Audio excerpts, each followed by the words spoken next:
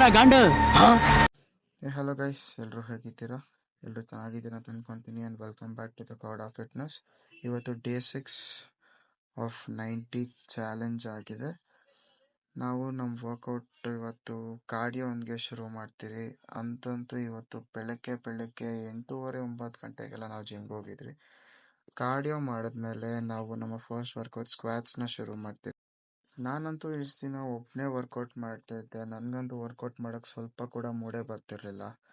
ಆಮೇಲೆ ನಾನು ಈ ಚಾಲೆಂಜ್ನ ಒಪ್ಕೊಂಡ್ಮೇಲೆ ನಾನು ನನ್ನ ಫ್ರೆಂಡ್ಸ್ನ ಅವ್ರ ಮನೆಯಲ್ಲ ಒಪ್ಪಿಸಿ ಅವ್ರನ್ನೂ ನನ್ನ ಜಿಮ್ಮಿಗೆ ಸೇರಿಸ್ಕೊತೀನಿ. ನನ್ನ ಜಿಮ್ಮಲ್ಲಿ ಅಡ್ಮಿಷನ್ ಮಾಡಿಸ್ಕೊಂಡು ನಾನು ಅವ್ರ ಜೊತೆ ವರ್ಕೌಟ್ ಮಾಡೋಕ್ಕೆ ಸ್ಟಾರ್ಟ್ ಮಾಡ್ತೀನಿ. ಅದೇನೋ ಗೊತ್ತಿಲ್ಲ, ಯಾರಾದರೂ ಪಾರ್ಟ್ನರ್ಸ್ ಇದ್ದರೆ ಅವ್ರ ಜೊತೆ ಕಾಲ ಕಳೆದುಕೊಂಡು ವರ್ಕೌಟ್ ಮಾಡೋದು ಟೈಮೇ ಹೋಗೋದೇ ಗೊತ್ತಾಗೋದಿಲ್ಲ ಅಂತ ಹೇಳ್ಬೋದು friends.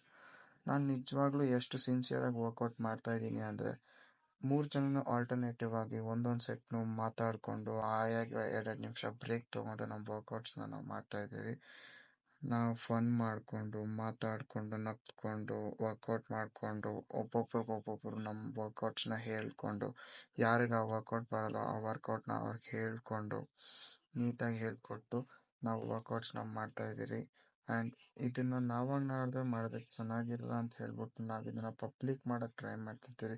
Because we need to share our experience.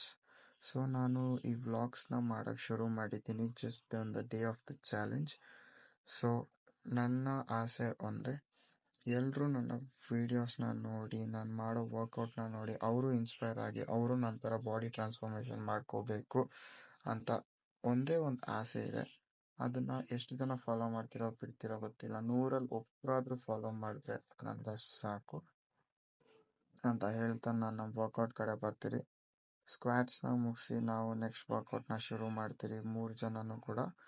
ಒಬ್ಬನಿಗೆ ಮಾತ್ರ ವರ್ಕೌಟ್ಸ್ ಬಗ್ಗೆ ಸ್ವಲ್ಪ ಕೂಡ ನಾಲೆಜ್ ಇಲ್ಲ, ಅವನು ನನ್ನ ಪಾರ್ಟ್ನರು. ಅವನಿಗೆ ನಾನು ಡೈಲಿ ವರ್ಕೌಟ್ಸ್ನ 1 by 1 ಹೇಳ್ಕೊಡ್ತಿದ್ದೀನಿ. ಅದು ಬೇರೆ, ಅವನು ಇವಾಗ ಹೊಸದಾಗಿ ಜಿಮ್ಮಿಗೆ ಸೇರ್ಕೊಂಡಿದ್ದಾನೆ.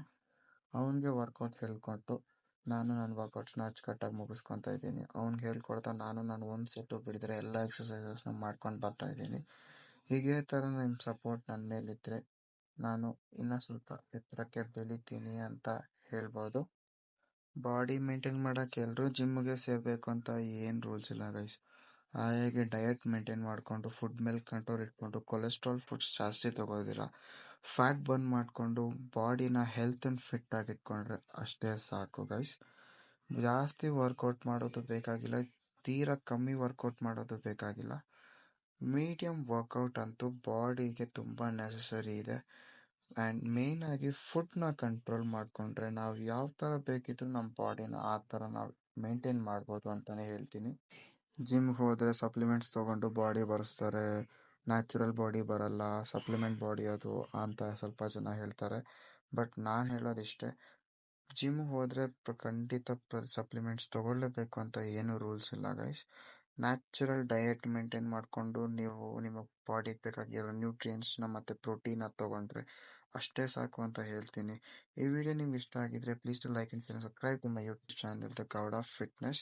ಇದೇ ಥರ ವೀಡಿಯೋಸ್ ಆ್ಯಂಡ್ ಹೆಲ್ತಿ ಟಿಪ್ಸ್ ನಾನು ಕೊಡ್ತಿರ್ತೀನಿ ಅಂತ ಹೇಳ್ತಾ ನಿಮಗೆ ನನ್ನ ನಮಸ್ಕಾರಗಳು.